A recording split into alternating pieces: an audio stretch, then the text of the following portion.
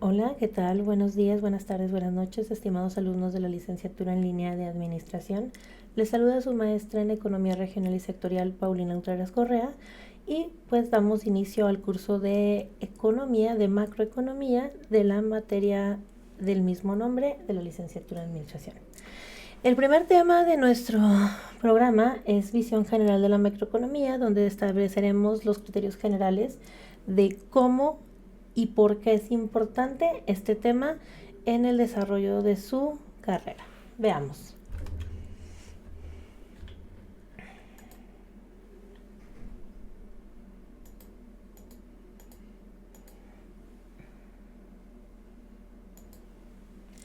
Bien, los temas vienen concentrados de la siguiente manera y bien, concepto general de economía, micro y macroeconomía, un poquito de historia de la macroeconomía, flujo circular de la economía de 3 a 4 sectores, qué variables económicas o macroeconómicas se manejan y cuáles son los problemas macroeconómicos más conscientes o más constantes que existen. A manera de introducción es importante recalcar que en este momento histórico de nuestro país pues existen varias vicisitudes que se pueden estar monitoreando en la parte macroeconómica, ¿sí? Y estas vienen de acuerdo a un entorno muy internacional. Y estas mismas situaciones se manejan en un cuadro que debemos analizar mediante las definiciones concretas de estos temas, ¿sí? Bien, vamos a empezar con el primer tema y decimos concepto general de la economía, microeconomía y macroeconomía.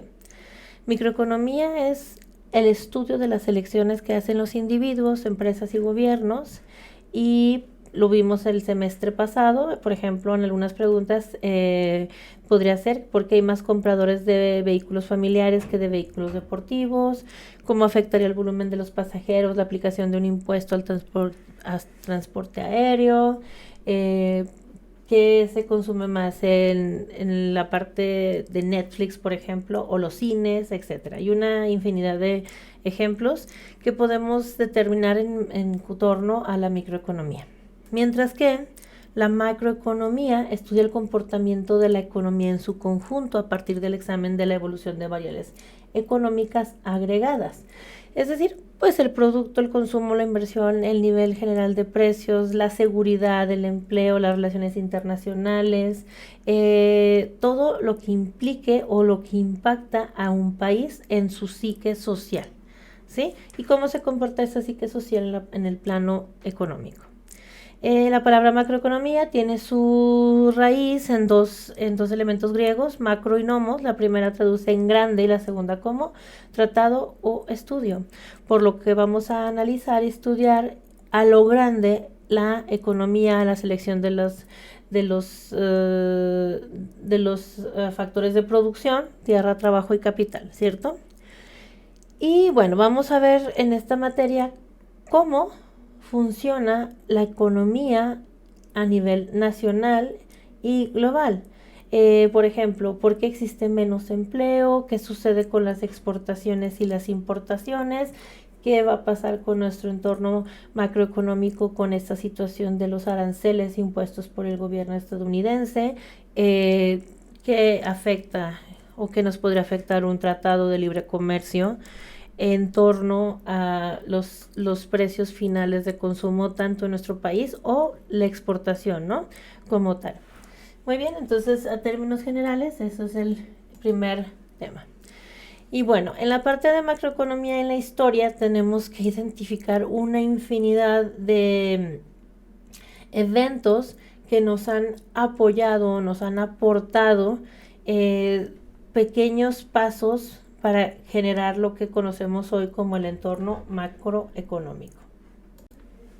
Ustedes ven en su pantalla una línea de tiempo muy general porque es importante enfatizar ciertos acontecimientos humanos que han dado paso o pie a lo que conocemos ahora como el entorno macroeconómico. Y bueno, para esto nos vamos a apoyar con la serie de videos que ustedes están observando a lo largo del semestre, que ya por ahí observaron el primero. Esta saga de videos nos van a dar un poquito el panorama general de la macroeconomía en su conjunto para poder entender un poquito más el mundo, ¿no? El mundo macroeconómico que se nos presenta en la actualidad y pues que viene desde la historia.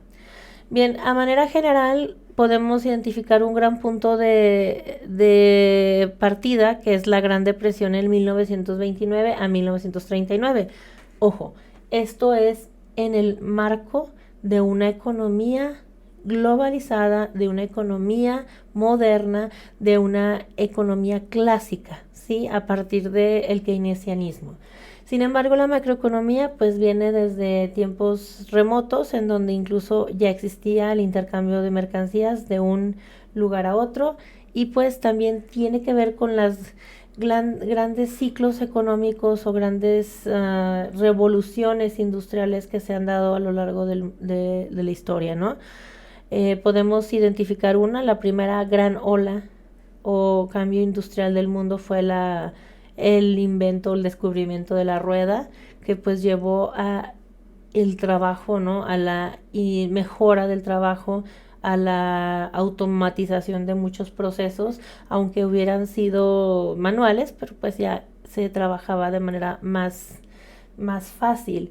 La segunda gran ola se conoce como la revolución industrial, en donde comenzamos con una máquina de vapor, empezamos a desarrollar maquinaria a niveles globales y esto por supuesto nos apoyaba o nos ayudó a producir en masa, a exportar en masa, a generar en líneas, ¿no? Líneas de producción y por lo tanto producir muchísimo más.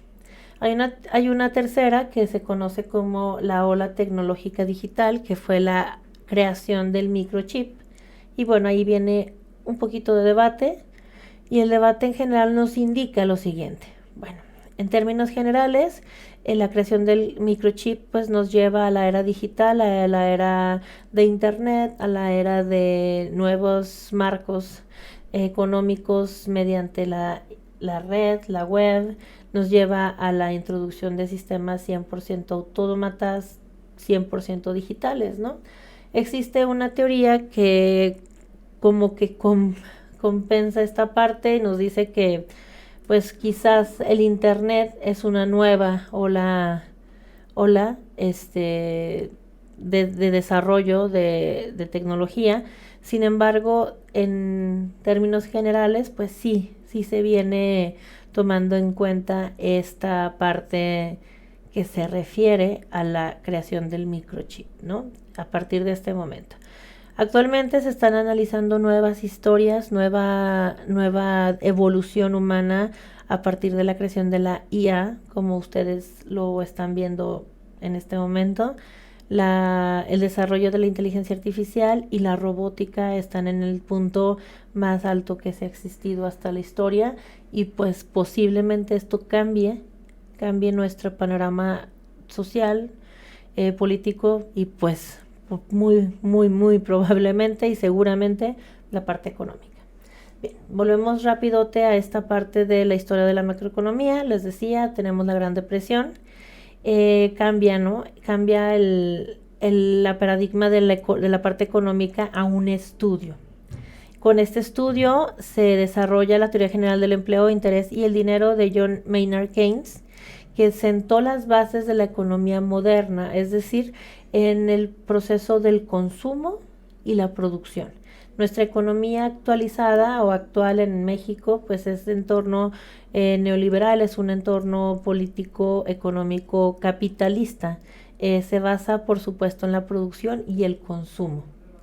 Esto pues ha permitido el desarrollo de muchísimas empresas, de muchísimo desarrollo de productos y pues del problema que actualmente estamos enfrentando, que es el señor Donald Trump, porque pues muchos años de nuestra existencia como país se basó en la exportación a Estados Unidos mediante las necesidades de este país, ¿no? Muchas de nuestras empresas trabajan para estas empresas que son capitalistas y que generalmente se consideran importadoras, no exportadoras.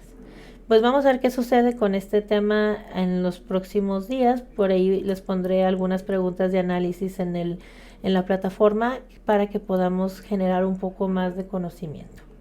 En 1944 existen algunos acuerdos en Bretton Woods que establece un sistema monetario internacional, es decir, se fija una tasa de cambio para préstamos en el Fondo Monetario Internacional, en el Banco Mundial y otras instancias que apoyan al desarrollo de los países y de las economías.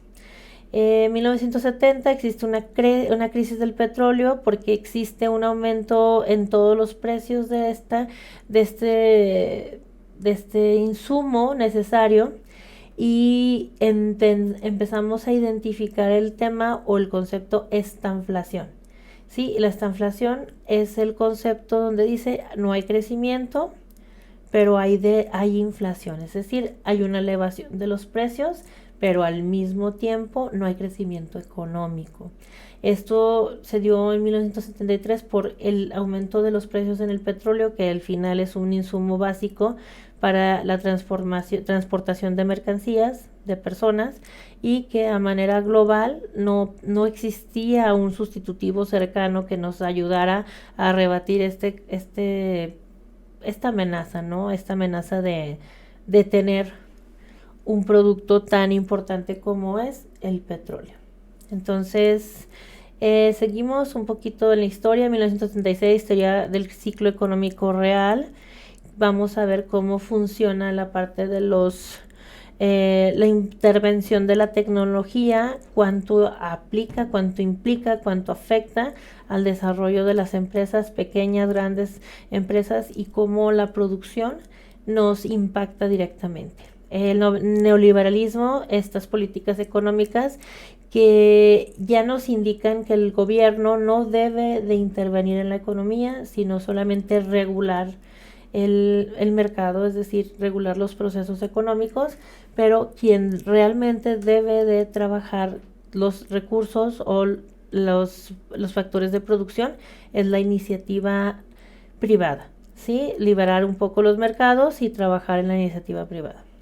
1980 terminamos la Guerra Fría y existen transiciones económicas en Europa, una nueva reconfiguración geográfica en este continente, y comienzan a desarrollar nuevas políticas sociales, tanto en la parte política, económica, social, y pues las dinámicas comienzan a cambiar.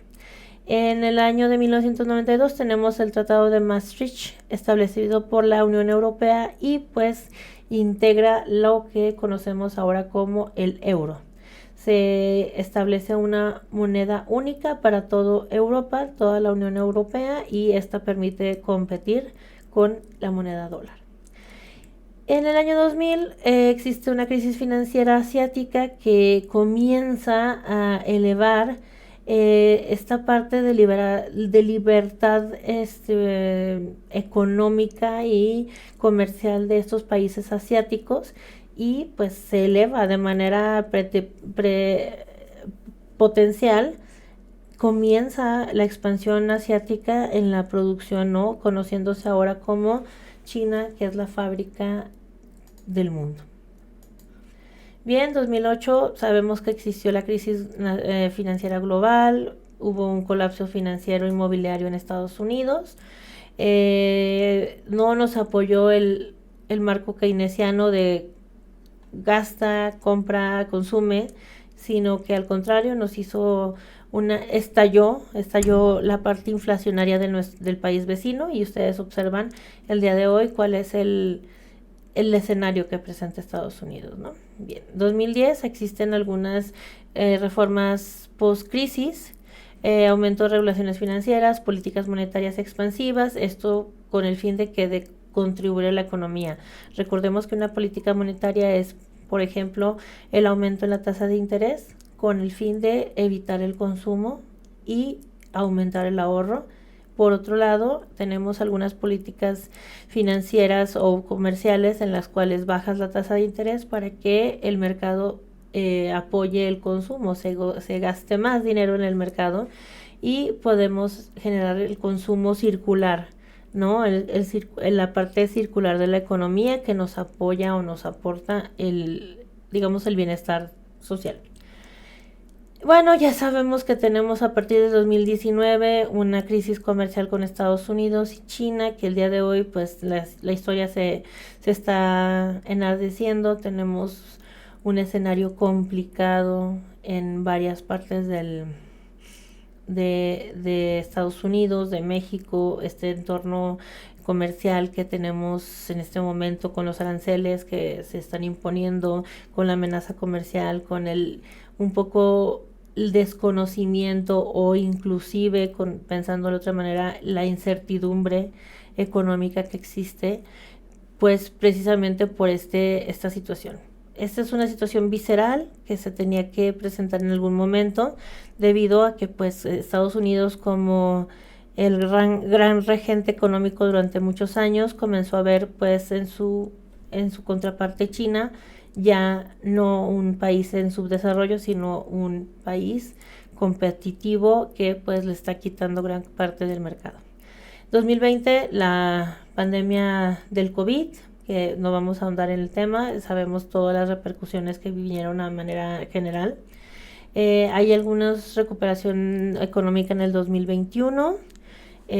México es uno de esos países que se recuperó bastante bien con el turismo, con la inversión privada, inversión extranjera, con la creación de nuevos modelos económicos, y pues en este momento México se presenta como una economía en ascenso, ya no una tercera economía, un tercer mundo, sino una economía en ascenso junto con Brasil en Latinoamérica. Y pues 2024, 2023 tenemos una inflación significativa en todo el mundo. Esto ya no es únicamente en México. Tenemos una inflación bastante alta en nuestros países, sobre todo aquellos que, como México, están en el aumento, ¿no? En el cambio de desarrollo. Y 2024 pues ya tenemos un problema que se sigue reflejando en la inflación, el crecimiento económico, la incertidumbre. El día de hoy tenemos una historia que contar, una nueva historia que veremos en los próximos meses.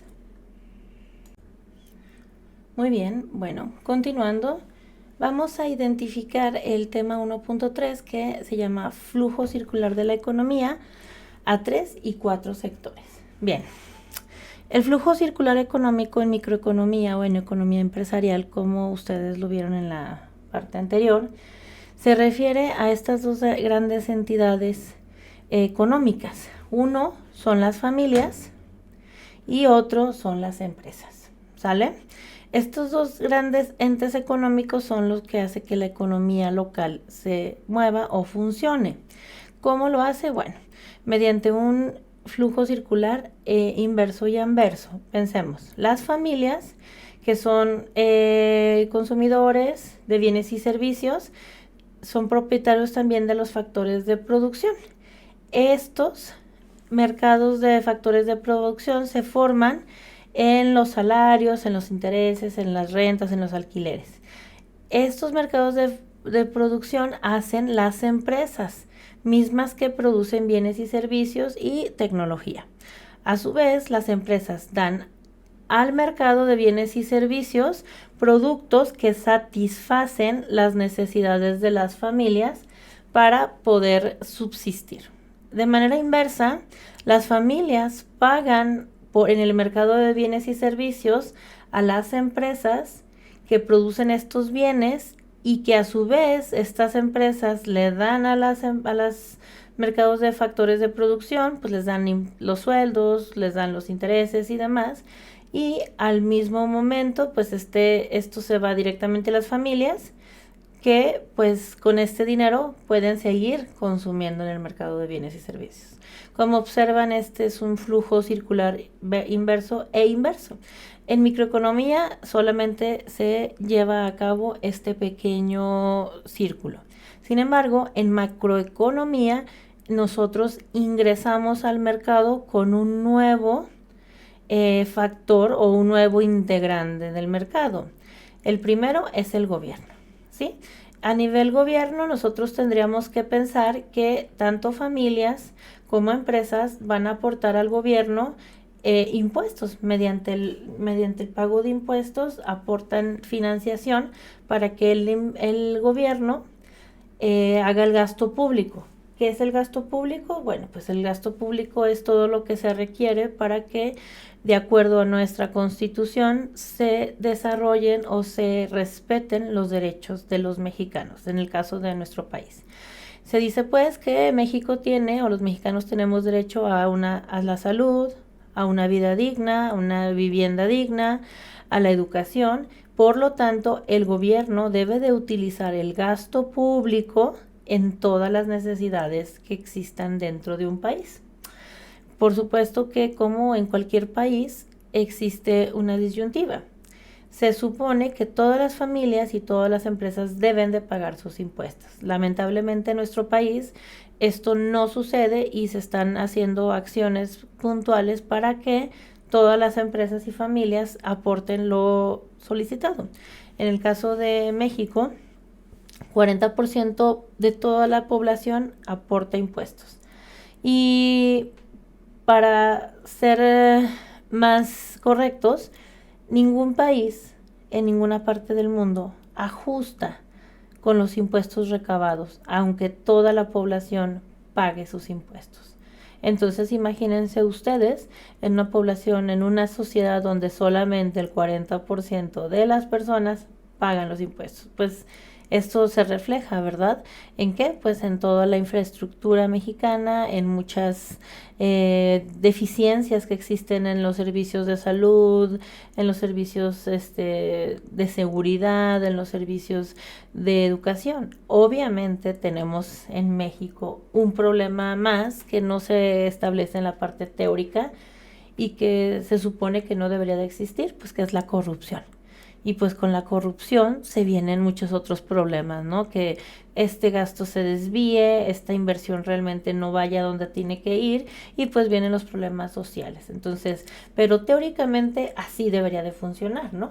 De acuerdo a nuestra Constitución, las leyes deberían de proteger esta situación de mercado, en donde el gobierno va a regular y a aportar todo aquello que no esté regulando o no se esté ofertando de manera natural en la economía. Bien, en este nuevo esquema también entra un nuevo participante que es el mercado internacional. Y bueno, este mercado hoy más que nunca se puede ver o se puede visibilizar. ¿En dónde? Pues en las importaciones y exportaciones. En este mundo que tenemos actualmente, que es 100% globalizado, podemos determinar o analizar cuánto es el impacto que tienen las importaciones sobre las exportaciones, o esto que se llama balanza comercial. Un país que tenga más exportaciones tendrá entonces un superávit. Un país que tenga más importaciones que exportaciones tendrá un déficit. Por lo tanto, en este momento histórico que estamos viviendo, es lo que menciona el presidente de Estados Unidos. México tiene un déficit con Estados Unidos. No se refiere a que nosotros le debamos dinero, se refiere al hecho de que nosotros exportamos más de lo que ellos nos importan, no nos exportan a nosotros, ¿sale? Entonces, este mercado internacional ya juega en este círculo, como ustedes pueden observar, mediante la compra directa e indirecta a los consumidores, a las familias, a las empresas, incluso al gobierno. ¿Sí? Entonces, este nuevo participante en el juego viene y cambia el escenario, porque pues ahora tendemos a buscar la competencia fuera del entorno nacional y en un libre mercado en donde pues consumiremos, por supuesto, las empresas o los precios más económicos del mismo, y no nos importa si es producido o no en nuestro país. Y finalizando esto, existe el mercado financiero. Bueno, por un mercado unilateral y bilateral, en donde el mercado financiero apoya a las empresas con préstamos para inversión, mismas que pagan al al mercado financiero la deuda con intereses, y estos intereses permiten la utilización de instrumentos financieros como lo es el crédito, como es la financiación a las familias, y estas mismas familias utilizan estos instrumentos financieros para pues depositar en el mercado financiero y o comprar en las empresas. Todo esto que ustedes observan es el flujo circular de la economía globalizada al día de hoy, como la conocemos. Bien, para terminar este primer video, existen algunas variables macroeconómicas importantes que podemos determinar, como el Producto Interno Bruto, el gasto público, la tasa de interés, el desempleo, la inflación, el tipo de cambio y la balanza de pagos. Estas variables las vamos a ver a lo largo de este semestre con un poco de trabajo de investigación en el INEGI para determinar qué es cada una de ellas, para qué nos sirve, cómo impacta directa o indirectamente en el mercado local, nacional, y qué mide esta cuenta, ¿no? De manera general, pues podemos determinar el Producto Interno Bruto, que el PIB, conocido más como el PIB, que es este indicador económico que nos apoya y nos aporta información importante sobre el crecimiento de un país con respecto a otros años u otros países. Gasto público, como lo mencionamos anteriormente, todo aquello que se refiere a la inversión del gobierno en obras públicas, en gasto gubernamental, etcétera. Tasa de interés, que es una política económica, macroeconómica de índole monetaria, en donde se implementa un interés para que podamos determinar el valor del dinero, ¿no? Esto más que nada se puede definir como el costo del dinero, cuánto me cuesta tener dinero en un momento determinado.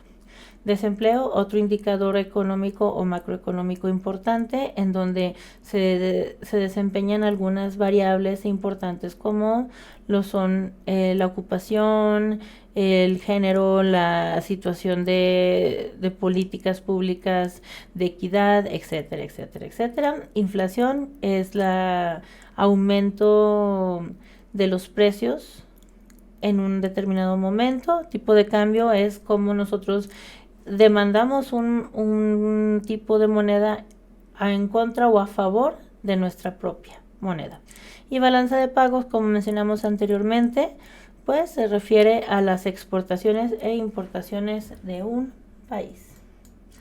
Para finalizar, tenemos problemas macroeconómicos importantes que se pueden desarrollar, como es el crecimiento económico, qué es la desigualdad económica, cuál es la sostenibilidad de la deuda, lo podemos hacer, la pobreza, el impacto cambio climático en el mundo, y pues las cadenas de suministro, ¿no? Que es esta parte logístico-económico que nos determina o nos ayuda a determinar hasta qué punto nosotros somos parte del intercambio comercial mundial. Y bueno, en términos generales es lo que vamos a estar viendo a nivel educación en este semestre. Por ahí les pido, por favor, hagan las actividades, revisen los foros que vamos a estar analizando, algunos videos que estaremos comentando, y pues les deseo éxito en este semestre. Muchas gracias, jóvenes.